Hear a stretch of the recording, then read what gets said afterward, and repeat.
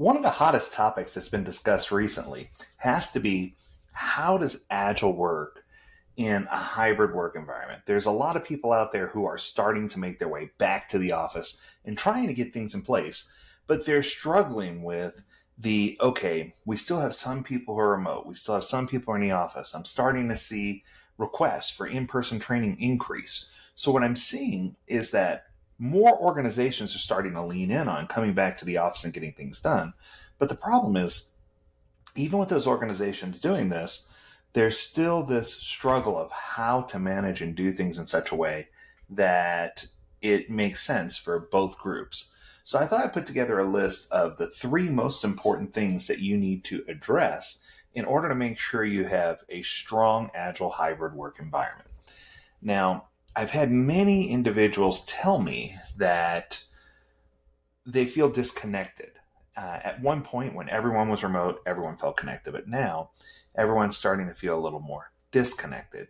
So the number one topic on the list is going to be effective remote collaboration. And I think what that means is we need to make a conscious effort as part of our team working agreement to make sure that we understand how to better collaborate from a remote perspective. And when everyone was remote, it was using tools like Mural or Miro or Zoom and we had a whole litany of teams, right? Other tools out there that would allow us to collaborate and work together to make things happen.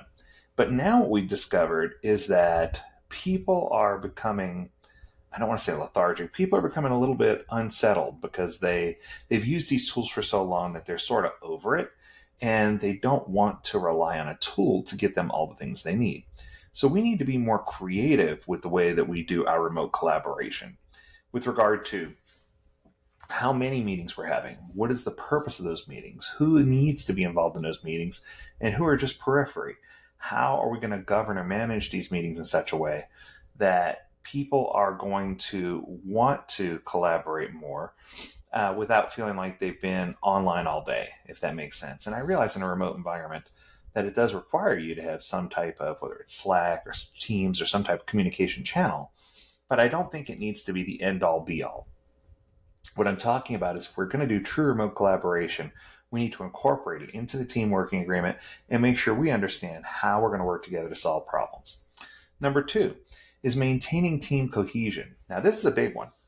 The number one thing that I heard when I interviewed a number of people who are working remote is that they feel disconnected. They feel like they're not part of the core team, or they feel like they work with a group of individuals and they're producing things, but they're not sure that they know each other in such a way that they're building relationships on a team. Now, many of you may be saying, it's work. Do they really need to build relationships? And the answer there is yes. If you're going to continue to have success from your team, you need to make sure that you have some level of team cohesion. You need to make sure that the team understands each other, that they know about wants and needs, that they know about what people do, that they know about time that's spent outside of the office, whatever it might be. We just need to make sure that we have a greater focus on team cohesion and helping the teams feel like they're better connected so that they can work better together when it comes to pairing, peer reviews, oversight of some kind. We need to make sure the team knows they're not being babysat, but that they are part of a core integral group to deliver a high quality product or service. All right, let's go to the third and final one. The third and final one has to do with optimizing virtual meetings. And I briefly brought up meetings before, but the optimization piece is the piece I think everyone's missing.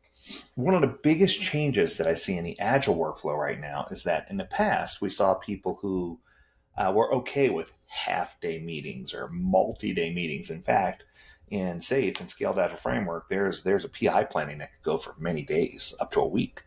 And what we're starting to see is a shift from that, where people are trying to say the longest an attention span really lasts and the longest someone wants to spend in a meeting is probably more like a day. People don't want to spend more than that in there. Now, I'm going to take it one step further and say, if you're going to look at the real attention span of a human and how long they can sit in a meeting where only a portion of the topic is related to them, I'm going to say it's probably closer to an hour. So with that being said, how can we reorganize our meetings so that they're optimized in such a way that during the hour that I'm there, we talk about the things that are most relevant to me and excuse me and other peers that are relevant there and bring in the people who are needed to talk about things for the next hour? Is there a way to organize meetings in such a way that people don't have to spend more than an hour of flow at any one given time in a meeting? And can we optimize the meeting so we're not having repeats? Meaning that we're looking at change management, quality management, and trying to govern in such a way that people feel like the meetings that we are having are necessary, but we need to make sure that not only are they necessary, but that people know the goal of the meeting, that people know who's going to be in attendance, that people know the time box in the meeting, and that people know the topics that are going to be discussed. And I think that if we put together that clear agenda and get everything laid out, that's going to help us really optimize these meetings, and it's going to help us get that hybrid work environment challenge out of the way. So I guess what I'm trying to say is if you're going to be successful doing hybrid work environment, you need to make sure that you focus on how you're going to collaborate remotely, maintain team cohesion, and optimize your virtual meetings. If you can do those three things, you're going to find that your hybrid work environment works very similar to in an office environment, and you're going to have happier people, and you're going to get better results on the product or service that you build. That's going to do it for today. I hope that you enjoyed this session. If you have a topic you want us to discuss, learn more at AgileDad.com. We'd love to hear from you. And as always, we encourage you to stay healthy, stay well, and stay agile, my friends. Until next time, do take care. Bye now.